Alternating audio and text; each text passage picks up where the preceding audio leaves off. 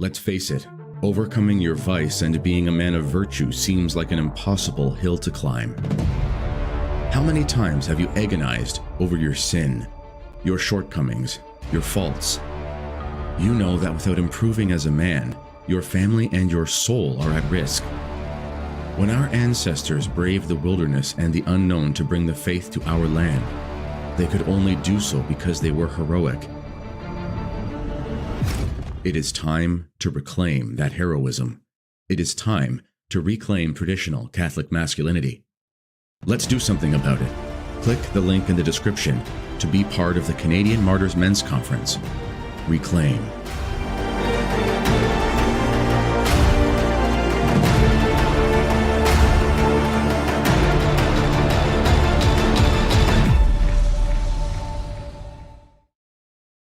Welcome to the Kennedy Report, ladies and gentlemen. I'm Kennedy Hall. Well, I'm being a little bit sarcastic here, maybe a bit sardonic. I don't really know what the term is. But Merry Christmas. Here's an early Christmas gift to you. Some news coming out of Italy. 50 Italian priests have come out of the closet. And I'm not really going to add much commentary to this. I'm just going to read the analysis by the FSSPX News website. So here it is. 50 homosexual Italian priests come out. 50 Italian priests have published a letter denouncing the internalized homophobia of the church, announcing they no longer want to hide. The letter, titled Con tutto il cuore, with all my heart, first circulated discreetly before being picked up by the left-leaning Italian daily Domani, followed by the Spanish publication Pubblico. A disjointed and conventional argument, the letter denounces the existence of plans aimed at eliminating all allusion to homosexuality in the seminaries and a promoting of empty sexual morality there. It adds in a grotesque way that this attitude finds an echo in traditionally Christian countries such as Italy or Spain, where there is collaboration between the ecclesiastical hierarchy and the political extreme right. The authors speak of the hatred of the gay world inoculated in the seminaries, and of the social prejudices scattered through even the latest Vatican documents, with an almost obsessive reference to gender ideology which has multiplied since Giorgia Meloni's rise to power. It's political, of course.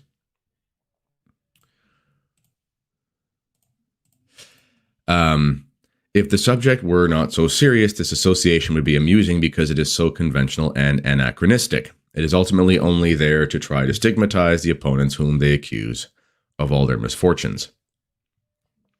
The text goes on to bluntly affirm that there are homosexual priests, that's interesting, who push to the outside the conflict they carry within. They do not express peace, but live a dystonic ministry, smothering their own being with clericalism. But, quod gratis asseritur, gratis negatur. What is affirmed without proof can be denied in the same way. I'm just going to read that sentence again. There are homosexual priests who push to the outside the conflict they carry within. They live in a dystonic ministry. I don't even know what that means. Anyway, classic modernist weird talk. A complaint arises. We cannot speak openly about our homosexual orientation with our family or our friends, even less with other priests or committed lay people, lament the authors.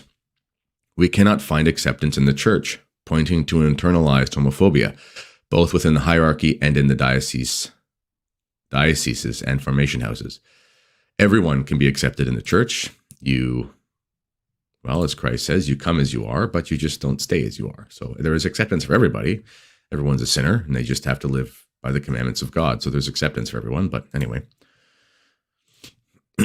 exhausted and depressed priests. In an attempt to show the consequences of the situation, the letter exposes the difficulties of the current clergy. Not finding what they are looking for in Italy, they turn first to Spain, where studies unofficial seem to show that at least one priest and one religious in 10 has a sexual orientation different from that defined as normal by the institution. That's pretty thin. For a little bit of context, that would be, I think the population writ large, it's something like 1 or 2%, kind of with these unofficial studies. So that would be 10%, which would be 10 times higher, roughly, which is probably unlikely. But at the same time, considering the state of the clergy, I wouldn't be surprised if it was actually closer to the truth, sadly. Anyway, Then they turn to France, where the Episcopal Conference has commissioned an investigation into the state of the health of its clergy. 9% of French clergy admit to being depressed, and up to 40% say they're in conflict with the hierarchy or have a work overload. This is probably true. I mean, if you were a Novus Ordo priest in today's world, you'd probably have a lot of reasons to be depressed with what's happening with your parish. And they are overworked because there's a shortage of priests. Anyway. The French report also revealed that 2 out of 5 priests abuse alcohol and that 8% are dependent on it. I'm kind of joking here, but that might just be because they're French. Anyway, sorry. But still nothing to do with this business. Then they describe the unbearable tension. People are often forced to deny themselves in the name of a hypocritical spirituality with devastating effects. Okay. We have heard stories of consecrated men torn with guilt to the point of leaving the priestly life and in some cases committing suicide, a terrible temptation even for some of us. This is extremely sad. No one wants anyone to commit suicide. But it is not the case that because someone is not following the commandments of God, that's the cause of their suicide. That just doesn't follow. These men need help and we should pray for them. Rome support. The letter then follows talking about Pope Francis's attitude and the support he brings to the LGBT cause. The Pope has approved actions such as those of James Martin and his ministry of welcoming and integrating on an equal footing the LGBT community in the church. Thus, last August, Francis blessed the work of Martin, encouraging him to overcome barriers. Blah, blah, blah, blah, blah. You've heard the story before. Some reminders. This indignant attitude of homosexual priests in the church is a novelty, but it was to be expected. However, it has no legitimacy. It should be remembered that homosexuality has always been condemned in the church unequivocally until today. Even in the New Catechism it is. If there was, after the Second Vatican Council, a culpable attitude in many seminaries whose superiors either closed their eyes or even favored the entry of homosexual seminarians, this was against the will of the church. And it did happen, by the way. It wasn't if, it was. Under Pope Benedict XVI, guidelines were issued that candidates in this situation should not be admitted to the seminary, which means they should also not be ordained. If subjects today find themselves in the situation of the letter's authors, they only have 2 alternatives. Either do everything they can to sanctify themselves and live with this cross, or ask to be discharged from the priesthood, which would be understandable. But wanting to change the immutable doctrine of the church is first of all a crime, then a waste of time. It finishes saying, Francis's ambiguous role. Unfortunately, these priests who are to be pitied insofar as they are perhaps victims of bad advice, but who must be opposed, are badly encouraged by the Pope's ambiguous attitude, which on the one hand reaffirms the impossibility of being ordained if homosexual tendencies agitate the seminarian, and on the other hand gives opposing signals by his attitude towards those such as Father Martin. As for what may come out of the synod on this subject, it is smoke and beers, which only aggravates the suffering of these priests by letting them think that the doctrine of the church can change, modernism. Those who are responsible for it are also responsible for the agitation produced and for the suffering present and future, and those whom they keep in this illusion. So, there you have it. This is a good piece. You can find it at fsspx.news. fsspx.news.